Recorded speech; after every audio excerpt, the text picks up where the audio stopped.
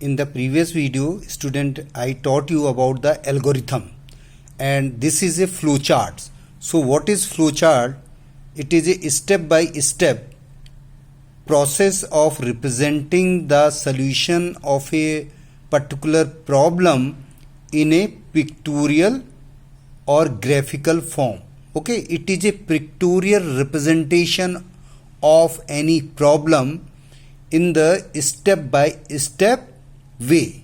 Okay, so as I told you, algorithms and flowcharts are the rough work before writing the program in Java. Okay, so what we use different symbols in flowcharts, and within that symbols we write the particular statement. Symbols are first is start and stop box. When we are going to start a flowchart, we will write this box. Second is input output box, or it is known as a parallelogram. Input means if you are inputting something into the problem, or you are outputting or printing something, so you have to write within this box.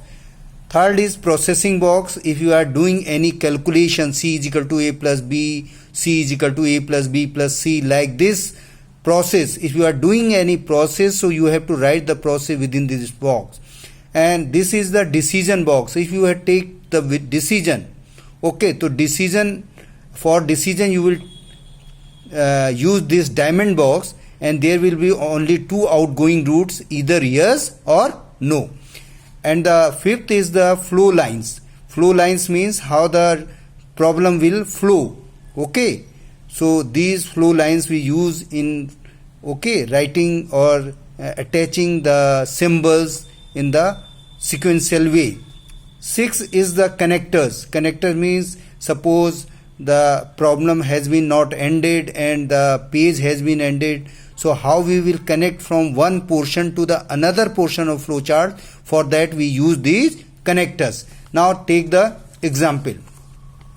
In algorithm we discussed about the make a cup of tea. Okay, so for making a cup of tea, this for this problem I have discussed with you earlier, but how we will write the flowchart for this problem is, now see, this is a flowchart for to make a cup of tea.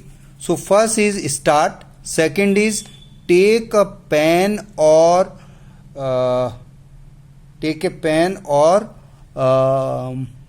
and pour water. Okay, so take means input, so we have to input, so we are using the input box. Second is put the pan on burner, it is again the input. Okay, third is add leaves, sugar and milk. Okay, then we have to boil it. So for boiling is a process, so it should be written within the process box. It should be written into the process box. Okay, process box. And then strain in a cup, it is again a input. Okay, drink tea, it is a output, so output should be written into input output box. So you have to keep in mind, if there is a process, you have to use the processing box.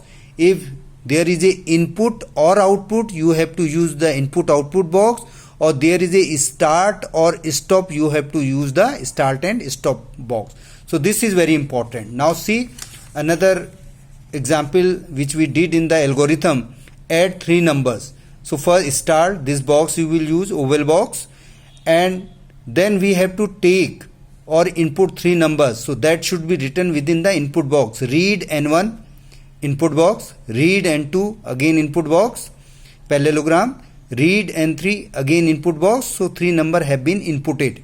So after inputting these three number, we have to do the addition, that comes under the process. So we are using the processing box here. So sum is equal to N1 plus N2 plus N3. So addition will take place and the result will store into the sum.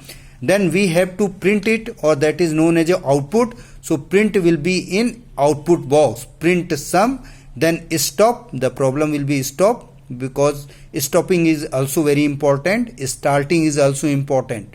Okay, so this way you can learn algorithm and flowcharts.